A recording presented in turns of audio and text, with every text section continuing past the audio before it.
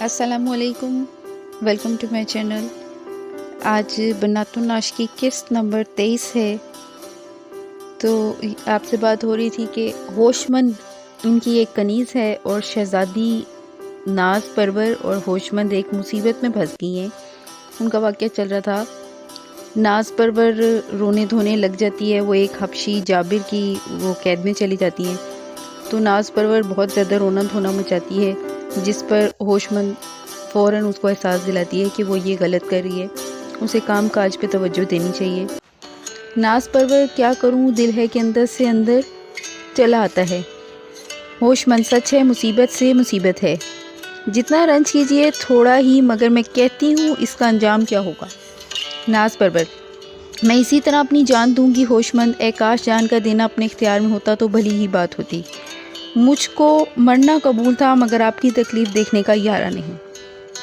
ناز پرور گش پر گش تو مجھ کو آنے لگے ہیں، ایک دن میں جان بھی نکل جائے گی۔ ہوشمند سب کچھ تو ہوا مگر خدا نے اس وقت تک بے حرمتی نہیں کی، اب مجھ کو اس کا کھٹکا ہے۔ ناز پرور یہ سن کر چونک پڑی اور پوچھا کیا؟ ہوشمند وہ بدو جو ہم کو پکڑ کر لایا ہے، اس کا نام جابر ہے۔ آج وہ اپنی بیوی سے باتیں کر رہا تھا، اس کے تیور اچھے نہیں ہیں۔ ناز پرور آخر کیا کہتا تھا؟ ہوشمند اپنی بولی میں دیر تک نہ معلوم کیا کہتا تھا، آپ کسی کام کاج پر توجہ نہیں دیتی ہیں۔ ناز پرور پھر کرنا کیا چاہیے؟ ہوشمند سنگ آمد سخت آمد اٹھنا چاہیے۔ ناز پرور تم جانتی ہو مجھ کو کام کرنا آتا ہی نہیں ہے۔ ہوشمند کام تو میں کر لوں گی، صرف آپ میرے ساتھ چلتی پھرتی رہیے۔ ناز پرور کیا یہاں سے رہائی کی کوئی تدبیر نہیں؟ ہوشمند کون تدبیر ہے؟ ناز پرور رات کو چھپ کر بھاگ چلیں۔ ہوشمند اجنبی ملک، اجنبی لوگ، شہروں کے نام معلوم نہیں، کہیں کی راہ معلوم نہیں، پاؤں میں چلنے کا بوتا نہیں، کہاں بھاگ کر جا سکتے ہیں؟ ناز پرور ابا کی کچھ خبر نہیں۔ ہوشمند کچھ نہیں۔ ناز پرور یہ جابر تو ضرور جانتا ہوگا۔ ہوشمند بے شک، مگر پوچھے کون؟ اول تو اس کی بولی نہیں آتی، دوسرے کچھ اس طرح کا سخت مزاج آدمی معلوم ہوتا ہے کہ خود اس کی بیٹیوں کا اس کی صورت دیکھنے سے دم فنا ہوتا ہے، ڈر کے مارے سامنے تک تو جاتی نہیں۔ ناز پرور عورتوں میں کوئی بھلی مانس ہے؟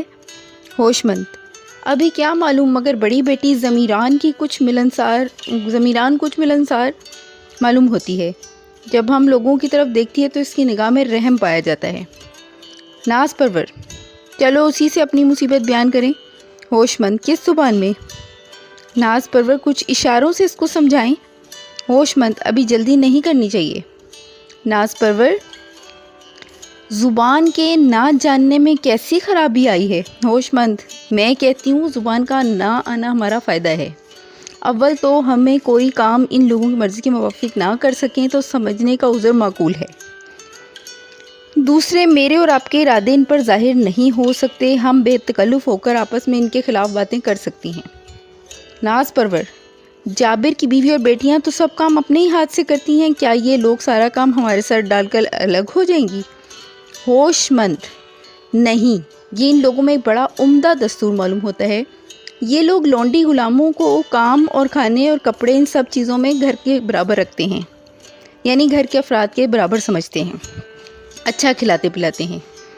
غرض ہوشمند کے ڈھارس دلانے سے ناز پرور اٹھنے بیٹھنے لگی، مگر کام کی عادت تھی نہیں، اس پر سے دل غم زدہ کچھ ہوتا ہوا تھا، اس سے تھا نہیں، بے سلیقگی کے سبب جس کام کو ہاتھ لگاتی خراب کر دیتی۔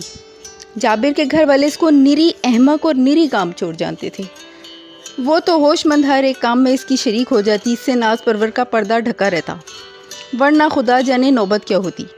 ہوشمند اپنی ہڈیاں پیلتی، اکیلے دم پر مصیبت جھیلتی، مگر ناز پرور کی تکلیف کو گوارا نہ کرتی، یعنی کہ وہ شہزادی کی بھرپور مدد کرتی، جہاں تک ہو سکتا ہے اس کو کسی کام میں ہاتھ نہ لگانے دیتی۔ جابر کے گھر جا کر ناز پرور کو اپنی ساری حقیقت کھل گئی، ہوشمند کے ساتھ اپنی حالت کا مقابلہ کرتی تو اپنی نظروں میں تھوڑی تھوڑی ہو کر رہ جاتی۔ اب اس نے جانا کہ جن لوگوں کو حقارت کی نگاہ سے دیکھتی تھی واقعی میں وہ بڑے کام کے لوگ تھے۔ میں بڑی نکمی، بے مصرف، دوسروں کی محتاج، دوسروں کی دست نگر ہوں۔ اب اس کو نے سمجھا کہ آزادی چیز کیا ہوتی ہے۔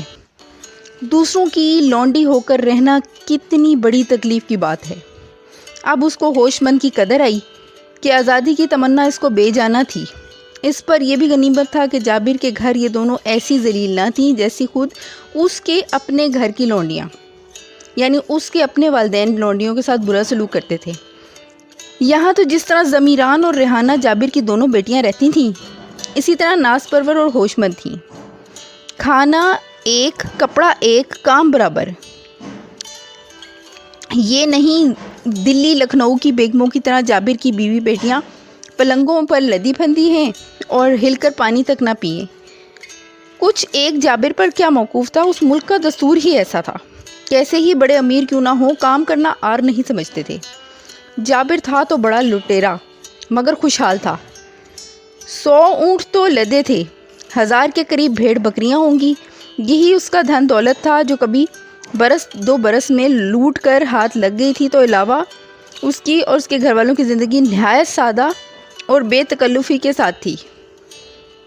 ہر شخص سیر و چشم، مہمان نواز، سخی، دلیر، محنتی، جفاکش، وعدے کا پکا، قول کا پکا، ہر چند کے یہ سب باتیں مدت تک ناز پرور کو عجیب معلوم ہوتی رہیں، مگر چونکہ سب میں نیکی کا پرتو تھا تو ناز پرور ان کو پسند کرنے لگی اور ہوش مند سے کبھی کبھی کہا کرتی کہ یہ جنگلی بدو وحشی ہیں، مگر سب باتیں ان میں شہر والوں سے بہتر پائی جاتی ہیں۔ ہوش مند، ایک بات مجھ کو بھی اس ملک کی بہت پسند آئی، یہ عورتوں کی اس طرح زیادہ قدر ہے۔ ناز پرور، اس کا سبب کیا ہے؟ ہوش مند نے ناز پرور کو سمجھایا کہ یہاں پہ عورتوں کی بہت زیادہ عزت ہے بنسبت ہندوستان کے۔ کیوں عورتیں اپنی رائے سے شادی کرتی ہیں؟ اب دیکھیے، ضمیران کی باتیں ادھر ادھر سے آتی ہیں، یعنی رشتے آتے ہیں۔ ضمیران بے تعمل ان میں گفتگو کرتی ہے۔ ہمارے ہندوستان میں اول تو لڑکیوں کو ایسی چھوٹی عمر میں بیاہ دیتے ہیں، ان کو تمیز نہیں ہوتی۔ جو لڑکی بڑی عمر کی ہو جائے تو وہ شادی میں بول نہیں سکتی۔ دوسرے عورتوں کے زیادہ قدر ہونے کا بڑا سبب یہ ہے کہ وہ نکاح کے بارے میں آزادی، مردوں کو جیسی آزادیاں ہیں ویسی ہی خواتین کو بھی حقوق حاصل ہیں۔ طلاق یہاں عیب نہیں، دوسرا نکاح کو یہاں منع نہیں۔ یہاں عورتوں کے تھوڑے تھوڑے مہر ہیں، جب چاہیں اگر عورتیں تو طلاق لے سکتی ہیں، ان پر کسی قسم کا کوئی جبر نہیں، اور مرد کی چھوڑ دینے کے بعد عورت کو کوئی طعنہ نہیں مارتا، جبکہ وہ اپنی مرضی کی مالک ہوتی ہیں، ان کی ذاتی حیثیت ہے، لوگ ان کی ذات سے بھی متوجہ ہوتے ہیں ان کی طرف، اور مطلب ان کے ساتھ دوستیاں رکھتے ہیں۔ اس میں ہرگز ایسا نہیں ہوتا کہ یہ فلاں مرد کی بیوی تھی اور اس نے چھوڑ دیا اور اب اس کو کوئی منہ نہیں لگائے گا یا بات نہیں کرے گا۔